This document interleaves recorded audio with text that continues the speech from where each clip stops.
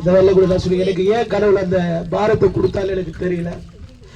என் கல்லு மண்ணு சாப்பிட்றது வந்து யாராவது ஒருத்தருக்கு என் கல்லு போய் பயன்படணும். என் கிட்னி எத்தனையோ பேர் கிட்னி இல்லாத இருக்காங்க. கிட்னி வந்து எத்தனையோ பேர் என்னுடைய கிட்னி என் மண்ணு சாப்பிட்றது என் கிட்னி வந்து யாருக்காவது போய் உதவியா இருக்கட்டும். இந்த வேலை கூட உங்களுக்கு நான் சொல்லிக்கிறேன். நான் செத்தாலும், அதாவது யானை இருந்தாலும் பொண்ணு செத்தாலும் பொண்ணுன்னு சொல்லுறது போல, நான் செத்துட்டா கூட என்னுடைய உடல் உறுப்புகளை நான் தானம் செய்வதை ஒப்பு கொடுக்குறேன். அதனால எல்லாம் நான் பதவி படிச்சிருக்கேன். எனக்கு எந்த நாலேஜுமே கிடையாது, எந்த ஒரு அறிவுமே எனக்கு கிடையாது.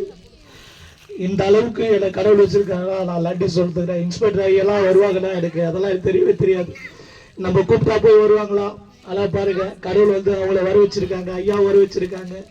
அதுக்காக நான் கண்ணீரோடு அவங்களுக்கு நான் நன்றியை தெரிவித்துக் கொடுக்குறேன்.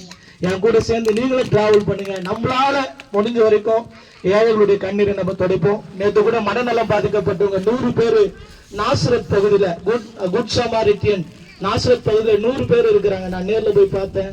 அவங்க கேட்டாங்க, பழைய துணிகள் இருந்தா கொடுங்கன்னு சொல்லி கேட்டாங்க. இந்த வேலை ஐயா பழைய துணி தரேன்றாங்க. அந்த பழைய துணிகளை ஐயா கொடுத்தாங்கன்னா நான் கலெக்ட் பண்ணி இங்கிருந்து நாசரத்துக்கு நானே கூட அந்த டிராவல் நான் பண்ணி அனுப்புறேன். அவங்க சொன்னாங்க, ஒரு முறை தான் அந்த துணியை போட முடியும், ஏன்னா எல்லாம் மோசம்லாம் போயிடுவாங்களாம். அது அடுத்த முறை துவைச்சு போட முடியாது, தூக்கி போட்டுருவாங்களாம். துணி கொடுங்க, பழைய துணி கொடுங்கன்னு கேட்குறாங்க. அதனால ஐயா பழைய துணி கொடுக்குறாங்க. அதை நான் கொண்டு போய் அந்த நாசரத்தில் உள்ள குட் சமாரிட்டியன் மனநிலையை காப்பதுக்கு நான் போய் சேர்த்துருவேன். ஐயா கிட்ட அந்த ரெக்வஸ்ட் வைக்கிறேன், நீங்க அந்த துணி கொடுங்க, நான் போய் சேர்த்துருவேன். இந்த வேலை கூட எல்லாரும் வந்ததுக்காக மீண்டுமாக என்னுடைய நன்றியை நான் தெரிவித்துக் கொள்கிறேன். நன்றி, வணக்கம்.